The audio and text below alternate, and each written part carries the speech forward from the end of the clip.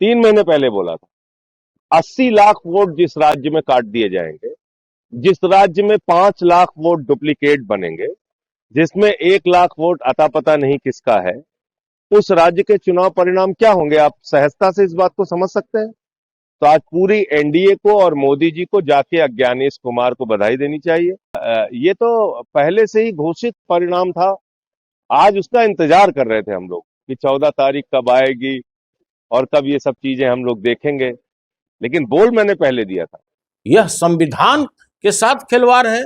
यह जिस तरह से उन लोगों ने इस तरह एग्जिट पोल कराया, ये बहुत बड़ी साजिश है। चुनाव आयोग द्वारा गुमराह करने के बाद भी आप गलत काम नहीं कीजिए, आप पूरी ईमानदारी के साथ काम कीजिए, नहीं तो वो दृश्य आपको बिहार में कल देखने को मिलेगा जो जिसकी परिकल्पना कोई राज्य सरकार, कोई व्यक्ति, कोई पदाधिकारी नहीं कर सकता है। आप नहीं संभाल सकते हैं। जिस तरह नेपाल में हुआ, जिस तरह से बांग्लादेश में हुआ, जिस तरह से श्रीलंका में हुआ, वो दृश्य कल आपको पूरे बिहार में देखने को मिलेगा। आप सभी साथियों को क्रांतिकारी नमो बुद्धाय, जय भीम, जय भारत, जय संविधान। मैं रमनुजारन और आप देख रहे हैं अध्यात्म पावर। दोस्तों, बिहार की जनता को जिस दिन का इंतजार था, आखिरकार वो दिन आज आ ही गया। आज 14 नवंबर को आपको पता है कि बिहार चुनाव के परिणाम आने वाले थे। सुबह से ही गिनती शुरू हो गई और जो रुझान थे सीधे एनडीए की तरफ शुरू से ही नज़र आ रहे थे, क्योंकि एग्जिट पोल में भी एनडीए की जो बात आई थी कहीं ना कहीं वो हकीकत हुई। और आज जो है परिणाम है कि फिर से एनडीए सरकार बनाएगी, क्योंकि हाल ही के जो परिणाम देखने को मिल रहे हैं, लगभग 243 सीटों में 191 सीटों पर एनडीए आगे चल रही है, जबकि इंडिया गठबंधन जो है 48 सीटों पर है। वहीं देखा जाए तो केवल 4 सीट अन्य लोगों के खाते में नज़र आ रही है, जिसमें आप समझ सकते हैं कि एक आध दो बसपा भी पा सकती है, या फिर एक आध दो एआईएमआईएम की, या फिर आज़ाद समाज पार्टी की, या फिर हो सकता है कि जन स्वराज पार्टी के भी कुछ पा सकते हैं। कोई परिणाम जो है अभी स्पष्ट रूप से आया नहीं है, लेकिन देखा जाए तो जिस तरह से ये आंकड़ा देखने को मिल रहा है, तो फिर दोबारा जो है नीतीश सरकार बन सकती है। अब साथियों, देखने वाली बात होगी कि रिजल्ट क्या आता है, लेकिन जो फिलहाल इस समय के जो आंकड़े नज़र आ रहे हैं, कहीं ना कहीं एनडीए की सरकार बन रही है। साथियों, आपको बता दें कि वोटों की गिनती शुरू होने से पहले ईवीएम पर सवाल खड़ा हो गया था। परसों की रात जिस तरह से रोहतास सासाराम में एक खबर जो है सनसनी फैला कर रख दी कि जिस तरह से एक ट्रक जो है रात को घुसा बिना परमिशन का, और वहाँ पर जितने भी विपक्ष के लोग थे और चोर गद्दी छोड़ का नारा लगाने लगे। उनका कहना था कि यहाँ पर जो है धांधली साफ तौर से की जा रही है। सासाराम में जिस तरह से ट्रक गया है और ट्रक में ईवीएम था, लेकिन देखिए किस तरह से चुनाव आयोग ने ये चोरी ये ट्रक को घुसाया। और उन लोगों का कहना भी था कि जो कैमरे थे, सीसीटीवी कैमरे थे, वो बंद थे, और जो ट्रक अंदर गया था वो 3 घंटे के बाद वापस आया। फिर उसके बाद उन लोगों ने सवाल खड़ा किया कि आखिर क्यों प्रशासन इस बात से नकार रही है कि जो ट्रक गया था उस ट्रक में जितने भी बक्से थे वो खाली थे, जबकि जितने भी विपक्ष के लोग थे सभी लोगों का कहना था कि उस ट्रक में ईवीएम था। गड़बड़ी तो हुई है। अब साथियों, मैं आपको बता दूं कि जैसे ही ये खबर आग की तरह फैली, उसके बाद विपक्ष के तमाम नेताओं ने विरोध करना शुरू कर दिया। उसमें मैं आपको बता दूं कि विपक्ष के नेता सुनील सिंह ने जमकर आलोचना की और उन्होंने कहा कि जिस तरह से एग्जिट पोल ने ये गलत बताया, चुनाव हो रहे थे, चुनाव होने के दौरान ही वहाँ पर बहुत सारी गोदी मीडिया आई, और गोदी मीडिया आने के बाद जिस तरह से एग्जिट पोल दिखाना शुरू कर दी और लगातार ये बता रही है कि एनडीए की लहर चल रही है। तो कुल मिलाकर देखा जाए तो जो भी कुछ हुआ एक षड्यंत्र के तौर पर हुआ। जो भी हुआ ये कहीं ना कहीं धांधली हुई है, और जबरन एग्जिट पोल को ये बताने का प्रयास किया गया कि एनडीए आगे निकल रही है, ताकि जो माहौल है उसको गड़बड़ाया जाए। और यही हुआ साथियों कि आपको बता दें कि आज का जो रिजल्ट है एनडीए के पक्ष में गया। आखिर सुनील सिंह ने क्या कहा था, आखिर क्यों सुनील सिंह भड़क गए थे, यहाँ तक कि सुनील सिंह ने यह भी कह दिया कि अगर परिणाम सही नहीं आया, अगर हमारे खिलाफ परिणाम जाता है तो फिर बिहार की जनता जो है बिहार में नेपाल जैसा माहौल बना देगी।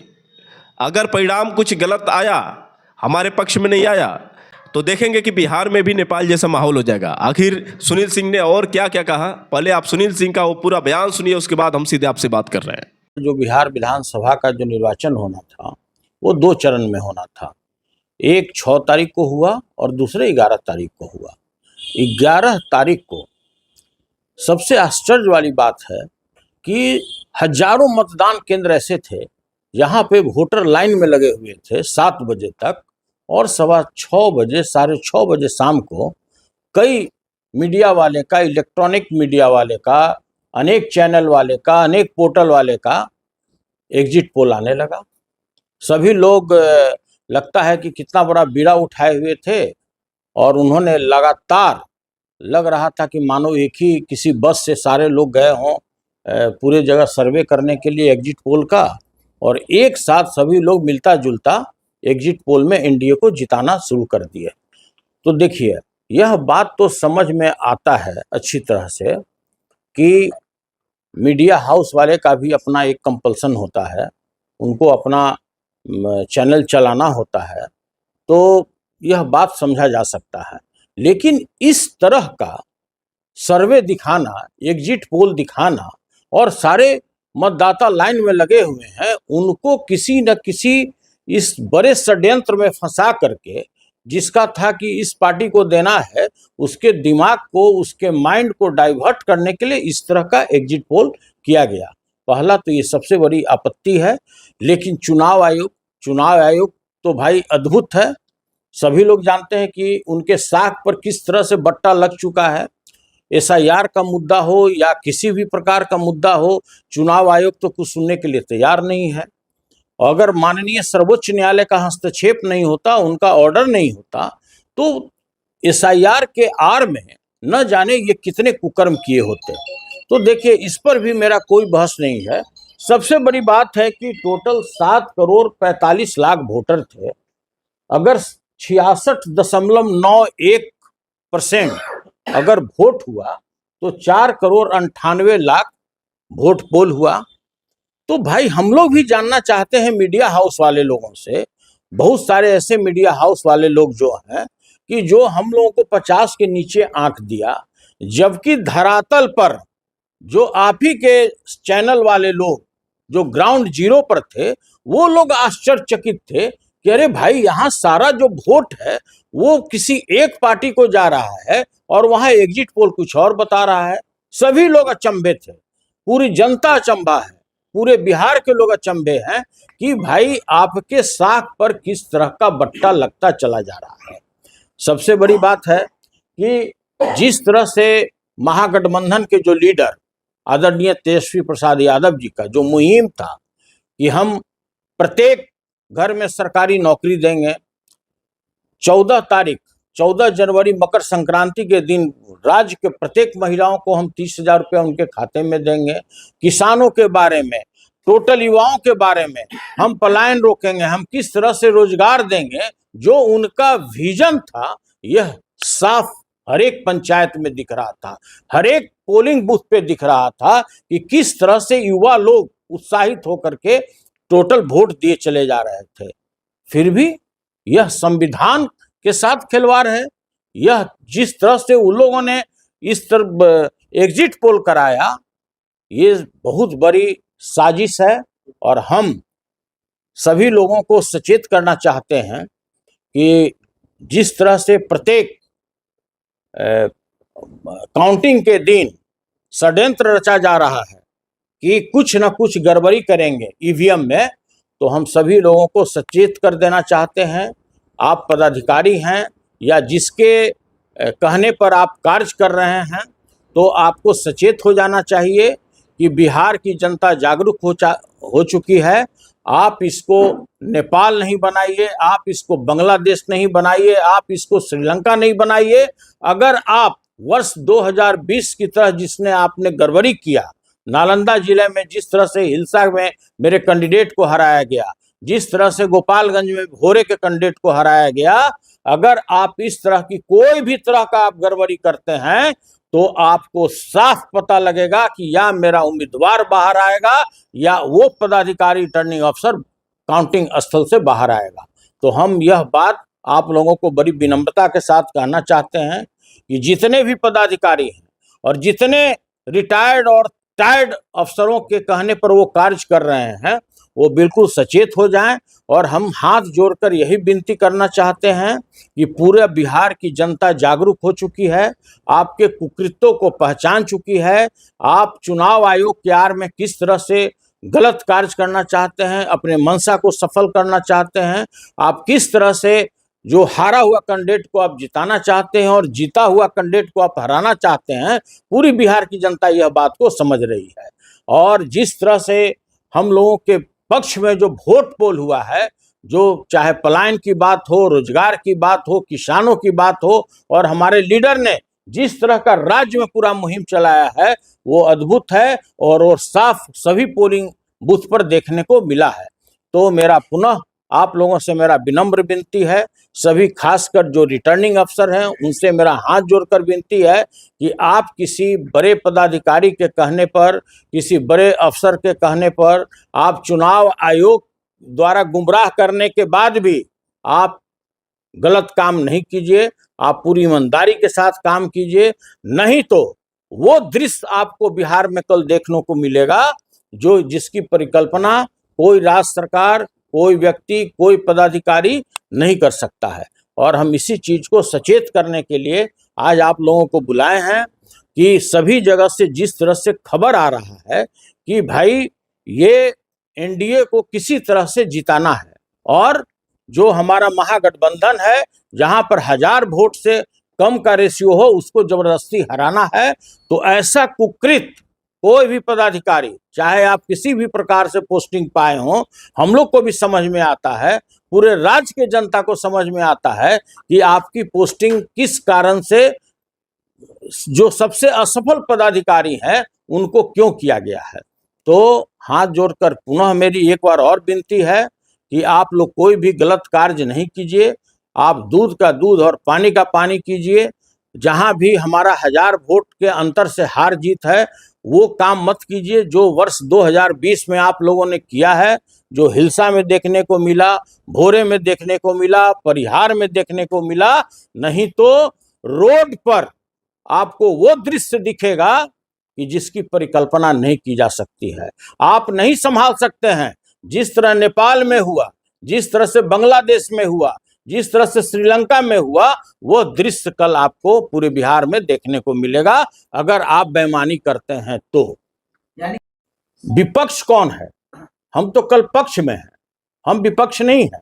हमारे पास मेजॉरिटी है, लोगों ने हमको वोट दिया है। आप अच्छी तरह से जानते हैं कि जो 72 लाख नए लोगों ने अपना मताधिकार का प्रयोग किया है, क्या इसी भ्रष्टाचारी सरकार को बचाने के लिए किया है? जिसके छोटे छोटे पदाधिकारी के यहाँ करोड़ों करोड़ रुपया मिला, उसको बचाने के लिए किया है? क्या उसको बचाने के लिए उन्होंने मताधिकार का प्रयोग किया है कि जिस तरह किसानों का शोषण और दोहन हो रहा है, क्या उसको बचाने के लिए लोगों ने वोट किया है कि जो किसी भी ब्लॉक में चले जाइए, किसी भी थाना में चले जाइए, किसी भी अनुमंडल में चले जाइए, मृत्यु प्रमाण पत्र लेने के लिए भी रिश्वत देना पड़ता है? क्या लोगों ने इसके लिए वोट किया है बढ़ करके? आज तक बिहार का सारा रिकॉर्ड टूट चुका है। 69% वोट पोल हुआ है और यह वोट जो पोल हुआ है ये बदलाव के लिए हुआ है, इस भ्रष्टाचारी सरकार से निजात पाने के लिए हुआ है और तेजस्वी यादव जी को मुख्यमंत्री बनाने के लिए हुआ है। चुनाव की बात की जाए, इस समय रिजल्ट आ रहा था, 4 घंटे जो है सर्वर स्लो रहा और उसके बाद रिजल्ट कुछ ऐसा रहा। अगर इस तरह की स्थिति होती है तो क्या महागठबंधन सड़क पर उतर जाएगा? महागठबंधन नहीं, पूरी आम पब्लिक रोड पे उतर जाएगी।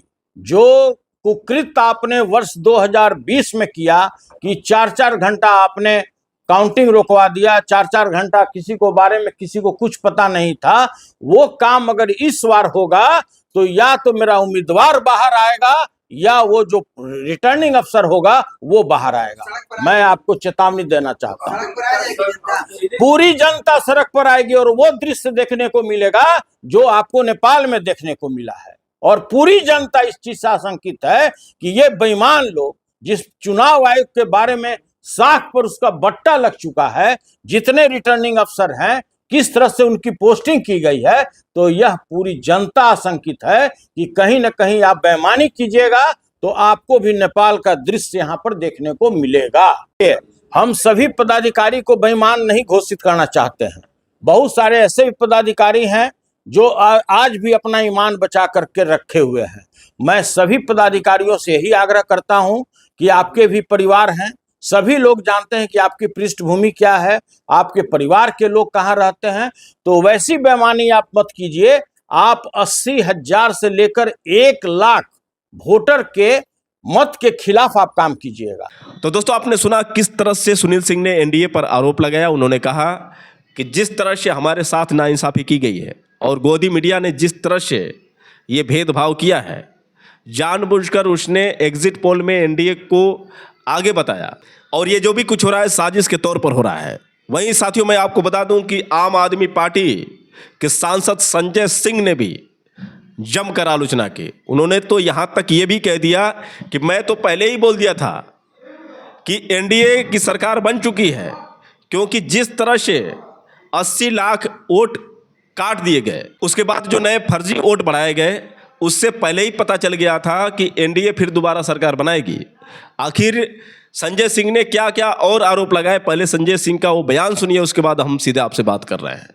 देखिए, मैं आज से कोई नहीं, मेरे 2 बयान हैं, कहिए तो मैं आपको दिखा दूं। 3 महीने पहले और 10 अक्टूबर को फिर दोबारा मैंने इस बात को कहा था कि ये चुनाव हाईजैक हो चुका है, अब इस चुनाव का कोई मतलब नहीं है और बिहार में जीत का प्रमाण पत्र एनडीए को पहले ही ज्ञानेश कुमार जी ने मोदी जी को दे दिया है। ये मेरा पहले का बयान है, 3 महीने पहले बोला था। 80 लाख वोट जिस राज्य में काट दिए जाएंगे, जिस राज्य में 5 लाख वोट डुप्लीकेट बनेंगे, जिसमें 1 लाख वोट अता पता नहीं किसका है, उस राज्य के चुनाव परिणाम क्या होंगे? आप सहजता से इस बात को समझ सकते हैं। तो आज पूरी एनडीए को और मोदी जी को जाके अज्ञानेश कुमार को बधाई देनी चाहिए, उनको मिठाई खिलाना चाहिए, उनका माल्यार्पण करना चाहिए कि अज्ञानेश कुमार जी, आपकी कृपा से हम लोग बिहार जीत गए। यही हुआ है। दिल्ली के अंदर 40,000 वोट केजरीवाल साहब की विधानसभा में चुनाव शुरू होने से पहले कट गए थे। दिल्ली के अंदर हमने मंत्रियों के घरों में जहां 3 वोट थे वहां 33 वोट पकड़ा, 25 वोट पकड़ा, 26 वोट, 15 वोट, 22 वोट, ऐसे ऐसे वोट बनवाए गए थे। जब अलग अलग राज्यों के लोग जाके दूसरे राज्यों में वोट दे रहे हैं तो क्या चुनाव हो रहा है? क्या चुनाव है ये? तो इसलिए ये तो पहले से ही घोषित परिणाम था। आज उसका इंतजार कर रहे थे हम लोग कि 14 तारीख कब आएगी और कब ये सब चीजें हम लोग देखेंगे, लेकिन बोल मैंने पहले दिया था। इंडिया गठबंधन का आम आदमी पार्टी मिलकर अगर चुनाव लड़ती है, हमने तो क्या करते? नहीं, देखिए, अब हम उस गठबंधन का हिस्सा नहीं है तो उस पे अब ये सारी बातें करने का कोई अर्थ नहीं है। हम 83 सीटों पे वहां चुनाव लड़े, उसके प्रचार के लिए भी गया और मैंने कहा भी था कि हम प्रचार के लिए जा रहे हैं, लेकिन ज्ञानेश कुमार ने जीत का प्रमाण पत्र मोदी जी को पहले ही दे दिया है। ये मेरा आज का बयान नहीं।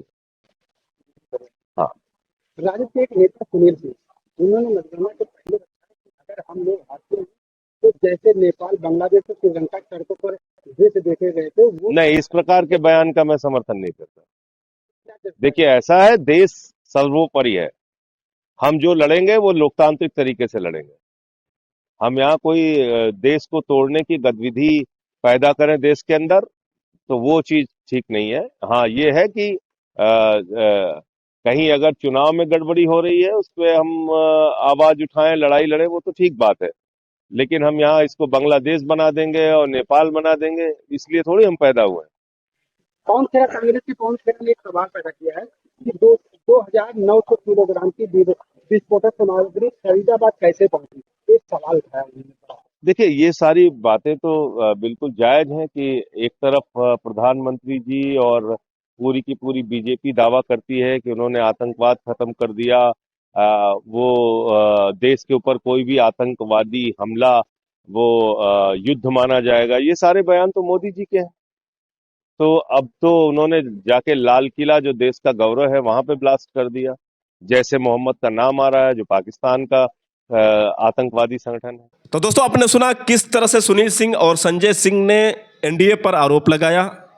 और देखने वाली बात होगी कि चुनाव का जब रिजल्ट आता है तो उसके बाद सुनील सिंह ने जो ये बात कही कि हम बिहार को नेपाल बना देंगे, देखने वाली बात होगी कि रिजल्ट कैसा आता है। और रिजल्ट आने के बाद क्या वास्तव में बिहार की जनता में आक्रोश देखने को मिलेगा, क्या वास्तव में बिहार की जनता बिहार को नेपाल बना देगी, ये सबसे बड़ी बात होगी। वहीं जो संजय सिंह ने जो आरोप लगाया है, कहीं ना कहीं उनका आरोप भी बिल्कुल सटीक बैठता है, क्योंकि शुरू से ही इंडिया गठबंधन आरोप लगाती रही है बीजेपी पर और एनडीए पर कि जिस तरह से वहाँ पर वोट चोरी की गई, जिस तरह से लगातार वोट के साथ धांधली की गई। तो कहने का मतलब ये है कि ईवीएम लगातार बदनाम होता जा रहा है। ईवीएम की जो लापरवाही है, ईवीएम की जो कमज़ोरी है, साफ साफ समझ में आ रही है। और यही वजह है कि जिस तरह से ईवीएम की वजह से ये बीजेपी सरकार को फ़ायदे हो रहे हैं, जिस तरह से ये लगातार बीजेपी जो है ईवीएम के साथ घोटाले कर रही है और जो स्वाद मिल चुका है उस स्वाद को भुलाना नहीं चाहती है। और यही कारण है कि ईवीएम लगातार इस्तेमाल करवा रही है बीजेपी सरकार। नहीं चाहती है कि बैलेट पेपर से चुनाव हो, क्योंकि यदि बैलेट पेपर से चुनाव होगा तो परिणाम कुछ अलग आ जाएंगे। और यही कारण है कि लगातार बीजेपी सरकार ईवीएम पर भरोसा करती है, क्योंकि ईवीएम उसके हाथ में है। जनता वोट किसी और को दे न दे उससे कुछ भी फर्क पड़ने वाला नहीं है, क्योंकि बहुत सारे ऐसे वीडियो वायरल हुए जिसमें ये पता चला कि जो मतदाता हैं वोट देने के लिए गए और पता चला कि वोट उनका पहले हो चुका है। कई कई ऐसे वीडियो वायरल हुए जहां पर पता चला कि वोट पहले ही उनका हो चुका है, जबकि वो दिखा रहे हैं कि हमारे हाथ में मार्का भी नहीं है। और जब हम वोट देने के लिए गए तो वहाँ पर जितने भी वहाँ पर लोग थे जो चुनाव करवा रहे थे, उन सब ने ये कहा कि आपका वोट हो चुका है। तो आप समझ सकते हैं साथियों कि आप वोट दें या न दें, वोट तो आपका पहले ही हो चुका है। तो ये फॉर्मेलिटी के तौर पर आपको दिखाया जाता है कि आप वोट कर रहे हैं नहीं कर रहे हैं, बल्कि वोट आपके पहले ही हो चुके हैं, गिनती पहले ही हो चुकी है। सिर्फ एक दिखाने के तौर पर ये वोटिंग होती है। और यही जो बात है, संजय सिंह ने कहा कि ये चीज़ तो पहले ही फिक्स थी, ये तो सिर्फ एक फॉर्मेलिटी के तौर पर ये 14 नवंबर की जो बात आई थी। तो दोस्तों आप समझ सकते हैं कि किस प्रकार की जो धांधली हुई है। और इस तरह से अगर ऐसे ही होता गया तो लोकतंत्र का कोई मतलब नहीं है, जनतंत्र का कोई मतलब नहीं है। अगर इसी तरह से संविधान की धज्जियां उड़ती रही तो फिर आने वाले समय में ये राजतंत्र हो जाएगा। क्योंकि साथियों सवाल ये बनता है कि जिस सरकार में लगातार बेरोजगारी बढ़ती जा रही है, रोजगार युवाओं को मिल नहीं रहा है, महिलाएं सुरक्षित नहीं है, दलितों के साथ लगातार शोषण किए जा रहे हैं, किसान परेशान हैं, इसके बावजूद भी लगातार बीजेपी जीत क्यों रही है? क्योंकि जनता तो परेशान है, जनता तो पसंद नहीं कर रही है बीजेपी को, लेकिन फिर भी हर चुनाव में बीजेपी इतनी आगे क्यों है? आखिर क्यों बीजेपी लगातार हर जगह पर अपनी सत्ता हासिल कर रही है? ये भी सवाल खड़ा करता है साथियों, क्योंकि लगातार जिस तरह से ये कुछ बयान देखने को मिल रहे हैं, कुछ लगातार ये वीडियो जो वायरल हो रहे हैं, इससे साफ स्पष्ट है कि कुछ तो कुछ गड़बड़ है। वैसे दोस्तों आप लोग की क्या राय है, आप लोग कमेंट करके बताएं, और हो सके तो इस वीडियो को ज़्यादा से ज़्यादा शेयर करें। फिर मिलेंगे अगले वीडियो के साथ, तब तक के लिए क्रांतिकारी नमो बुद्धाय, जय भीम।